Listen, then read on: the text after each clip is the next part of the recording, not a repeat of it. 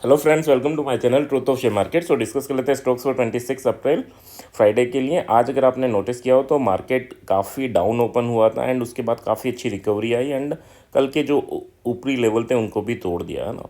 अब मार्केट ने ये किया, बट बेस्ट पार्ट क्या था? बेस्ट पार्ट ये था कि कोटक बैंक जो 10% डाउन में क्लोज हुआ है उसको जो मैनेज किया था वो स्टॉक्स थे रिलायंस, एक एक्सिस बैंक, एक एसबीआई।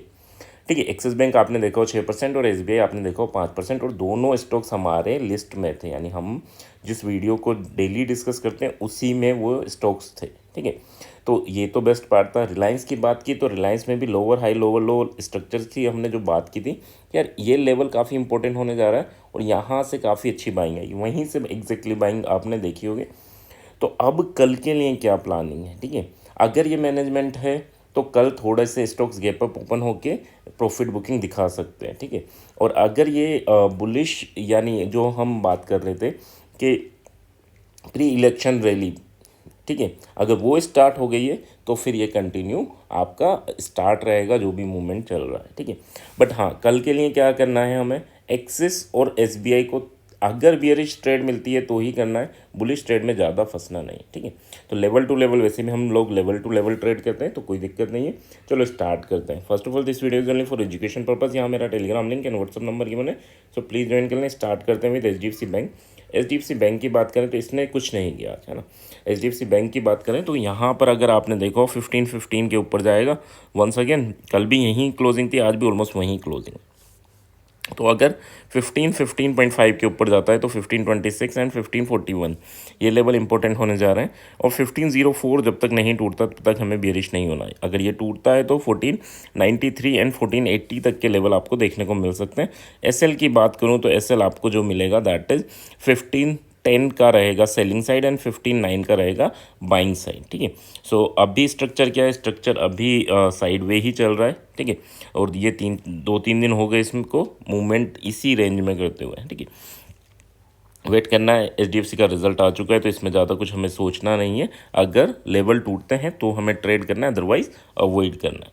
एक्सिस बैंक की बात करें तो एक्सिस बैंक में क्या चल रहा है? देखो, एक्सिस बैंक ने काफ़ी अच्छा मूवमेंट दिया। अब ये मूवमेंट तो हुआ, बट मूवमेंट आया किस दिन? एक तो इसका रिजल्ट था, साथ में मूवमेंट आया किस दिन? जिस दिन आपका कोटक बैंक है ना, कोटक बैंक आपका जब 10% या 11%, 10 to 11% डाउन में मार्केट में ओपन हुआ एंड वहीं क्लोजिंग दी।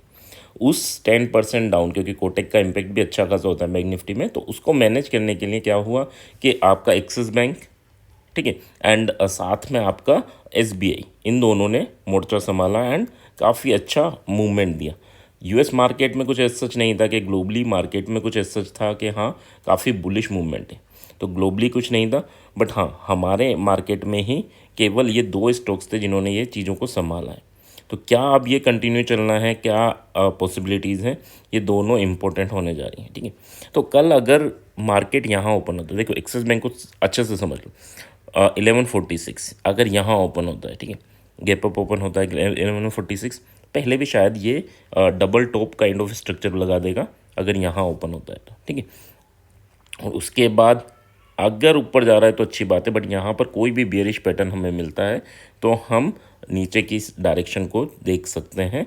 काफ़ी अच्छी प्रॉफिट बुकिंग एक्सिस बैंक में हमें देखने को मिल सकती है। ठीक है, क्यों कह रहा हूँ? क्योंकि जो थोड़ा सा लग रहा है वो ये लग रहा है कि यार कोटक के रिजल्ट को मैनेज किया जा रहा था और अब इतना ऊपर क्यों ले जाया गया? क्योंकि देखो, रिटेलर्स को फंसाना ही एफआईएस का काम रहता है। ठीक है, अब रिटेलर्स सुबह बेयरिश थे, ठीक है, सुबह बेयरिश थे, और फिर उसके बाद क्या हुआ? आज जैसे मार्केट खुला, नीचे ओपन हुआ, थोड़ा सा ऊपर आया, फिर उन्होंने पुट बाय कर लिया, फिर थोड़ा सा ऊपर आया, पुट बाय कर लिया। वो दिन भर पुट बाय कर रहे थे कि यार मार्केट में तो कोटक का इम्पैक्ट देखने को मिलेगा, और जितना वो पुट बाय कर रहे थे उतना ही मार्केट को बड़ा प्लेयर ऊपर लेके जा रहा था। ठीक है, तो 80% चांसेस तो ये हैं कि हाँ यार ये वाली लॉजिक लगा होगा, और 20-30% चांसेस ये हैं कि प्री इलेक्शन रैली क्या स्टार्ट होने वाली है। ठीक है, तो अगर प्री इलेक्शन रैली स्टार्ट होने वाली है तो फिर ये हमें मूवमेंट कंटिन्यूस अपवर्ड देखने को मिलेंगे। लेवल की बात कर लेते हैं। 1133.5 अगर टूटता है तो 1146 एंड 59.5 तक के लेवल देखने को मिलेंगे। 1126 इज योर एसएल। नीचे की साइड अगर 22 टूटता है तो फिर 1109 एंड 1093 तक के लेवल देखने को मिलेंगे। 1128 इज़ योर एस एल, ठीक है। सो ये क्लियर रखना, लेवल वाइज करना। गैप अप के बाद वापस इस रेंज में आता है तो that is a selling opportunity. ये भी ध्यान रखना है ना, गैप अप के बाद वापस इस रेंज में आता है तो that is a selling opportunity. दूसरी अपॉर्चुनिटी क्या है कि यार बड़ा गैप अप हो जाए, यहाँ पर सर्वाइव कर रहा है मालूम, और उसके बाद ये वाला लेवल 1146 भी तोड़ के नीचे आके क्लोजिंग देती है कैंडल, तो that is also a selling opportunity. Clear रखना, अदरवाइज नहीं, है ना, लेवल टू लेवल ही करना है बाकी। और ये अपॉर्चुनिटी क्या है, अगर मैनेज हो रहा होगा तो कल आपको एक्सेस में थोड़ी प्रॉफिट बुकिंग देखने को मिल सकती है, बट गैप अप के बाद ही हो तो बेटर। नेक्स्ट बात कर लेते हैं रिलायंस। देखो रिलायंस में कल क्या डिस्कशन था, यार ये कैंडल के लो के नीचे अगर आता है तो that is a buying opportunity. क्यों? क्योंकि नीचे आएगा और लोअर हाई लोअर लो स्ट्रक्चर बना रहा है, तो जैसे ही इसके नीचे आएगा तो बाइंग जोन आ जाएगी। और यहाँ पर कल की वीडियो अभी भी है, जाके देख लेना, एग्जैक्टली मैंने यही लेवल बोला था कि यार यहाँ पर आता है that is a buying opportunity. और उसके बाद देखो 2883 से आपने देखा होगा कहाँ तक, 2935 तक, ठीक है। तो काफ़ी अच्छा मूवमेंट, 50 पॉइंट का मूवमेंट था ये, ठीक है। अब आपने किसने अचीव किया नहीं किया आई डोंट नो, बट हाँ एग्जैक्टली उसी लेवल से जहाँ कल हमने डिस्कशन किया था वहीं से आपको मिला है। कल के लिए क्या इंपॉर्टेंट होने वाला है इन रिलायंस, तो रिलायंस की बात करूँ, देखो ये एक रेंज, ये रेंज के साथ साथ ये एक ट्रेंड लाइन है हमारी जो इंपॉर्टेंट होने जा रही है। देखो इसके ऊपर आज भी क्लोजिंग नहीं दी, वापस नीचे आ गया, तो क्या यहाँ से प्रॉफिट बुकिंग आएगी?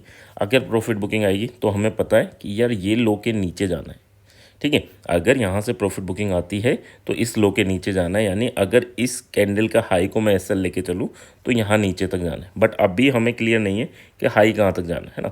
और अगर सेकंड कंडीशन क्या है, पहली बात तो यहाँ से प्रॉफिट बुकिंग आएगी तो कहाँ पर हमें बुक करना है, नीचे तक। सेकंड कंडीशन क्या है, सेकंड कंडीशन ये है कि यार ये ऊपर जाए, इस लाइन को जो हमारी ट्रेंड लाइन है उसको सपोर्ट बनाए एंड उसके बाद एक अच्छा अप मूवमेंट स्टार्ट करे, ठीक है। तो ये दो अपॉर्चुनिटीज़ हैं, दो चीज़ें हैं जिनको आपको फोकस में रखना है कल के लिए भी, अगर आप रिलायंस में ट्रेड करते हैं। तो लेवल वाइज अगर मैं देखूं तो 2920, ठीक है, इस लेवल को क्रॉस करता है तो साथ में आपको 2938 एंड 2955 तक के लेवल मिल सकते हैं। एसएल की बात करूँ तो 2917 इज़ योर एसएल, छोटा सा एसएल है ना। 2911 अगर टूटता है तो 2896 एंड 2883 तक के टारगेट आपको मिलेंगे। यहाँ पर एसएल की बात करूँ तो 2917.5 इज़ योर एसएल, ठीक है। So that's about Reliance. Next बात कर लेते हैं, सो दैट इज़ इन्फोसिस। अब इन्फोसिस में क्या चल रहा है, इन्फोसिस बिल्कुल साइड वे है था आज, है ना। आज अगर बात करें, कल यहाँ क्लोजिंग दी, आज पूरे दिन साइड वे रहा, है ना। छोटा सा मूवमेंट स्टार्ट हुआ बट हाँ क्लोजिंग वहीं दी एग्जैक्टली। तो कल के लिए भी वही लेवल इंपॉर्टेंट है कि यार अगर 1446 का लेवल टूटता है तो 69 एंड 93 तक लेवल आपको देखने को मिलेंगे। एसएल क्या लेके चलना है, तो 1438 इज़ योर एसएल। और अगर 1431 का लेवल टूटता है तो 1408 एंड 1484 इज़ योर एसएल, ठीक है। एक और चीज़ याद रखना, कभी भी अगर गैप डाउन होता है, गैप अप होता है ना, गैप डाउन होता है और वापस उस रेंज में जाता है तो अपर रेंज को जरूर टच करने की कोशिश करेगा, जो कि आज यहाँ पर भी आपने देखा होगा। अगर आप कंटिन्यूस देखते हैं मेरे वीडियो तो मैं ये चीज़ें ज़रूर बताता हूँ ना। तो अगर गैप डाउन हो या गैप अप हो, अगर नीचे की रेंज से ऊपर आ रहा है तो फिर वो ऊपर की रेंज को भी टच करने की कोशिश करेगा, और अगर कंटिन्यू रहा तो फर्स्ट टारगेट को भी टच करने की कोशिश करेगा। तो लेवल वाइज याद रखना, एसएल अगर हम बात करें 38 is your SL for buying and 39 is your SL for selling. Next बात कर लेते हैं, so that is our SBI. SBI ने काफ़ी अच्छी परफॉर्मेंस दी, 5% मूवमेंट दिया, ठीक है। तो 2 स्टॉक्स आउट ऑफ 7 स्टॉक्स, इनमें आपको काफ़ी अच्छा मूवमेंट मिला है ना। इवन अडानी में भी अच्छा मूवमेंट मिला है एंड रिलायंस में भी अच्छा मूवमेंट था। अगर आपने वीडियो कंप्लीट देखा होगा, पूरा देखा होगा, है ना। अब यहाँ पर अगर मैं बात करूँ, देखो ये जो मैंने एक वो बताई थी आपको कि यार लो से आप केवल ट्रेल करते रहो तो आपको पता लगे, यानी आपको एग्जैक्टली 5% क्या आप ले सकते थे, बट अगर जो कंसेप्ट मैंने 2 दिन सिखाया है आपको, ठीक है, कि यार कैंडल के लो से ट्रेल करते रहो तो इतना अच्छा प्रॉफिट मिलेगा आपको, इसमें ज़्यादा सोचना ही नहीं पड़ेगा, ठीक है। चलो कल के लिए क्या इंपॉर्टेंट है, 814.5 अगर ये लेवल टूटता है तो 823 एंड 834 तक के टारगेट आपको देखने को मिलेंगे। 812 इज़ योर एसएल। 806 अगर नीचे टूटता है तो 797 एंड 785 तक के लेवल आपको देखने को मिलेंगे। 809 इज़ योर एसएल, ठीक है। तो दैट्स अबाउट एसबीआई। अच्छा, इसमें भी प्रॉफिट बुकिंग का वेट करना है। अब प्रॉफिट बुकिंग नहीं आए, ऊपर ये क्रॉस हो रहा है और हम सेल करके नहीं बैठेंगे ना, ये क्लियर रखना। सेल कब करना है, एक तो इसके नीचे करना है, एक गैप अप ओपन होकर नीचे वापस आए तो इस रेंज के लिए करना है। दो ही कंडीशन है जब आपको सेल करना है। ज़बरदस्ती नहीं कि हाँ यार बोला गया था कि मैनेज हो रहा है इसलिए ऊपर गया नीचे गया, ये चीज़ें नहीं सोचनी आपको। नेक्स्ट बात कर लेते हैं। So that is our Tata Motors. Tata Motors में क्या हुआ, टाटा मोटर्स ने भी हमें first target exactly first target पे जाके क्लोजिंग दी है। अब कल के लिए क्या इंपॉर्टेंट है, 1003, अगर ये लेवल टूटता है तो फिर आपको 3.3 है एग्जैक्टली, तो आपको 1011.5 एंड 1021 तक के लेवल देखने को मिल सकते हैं।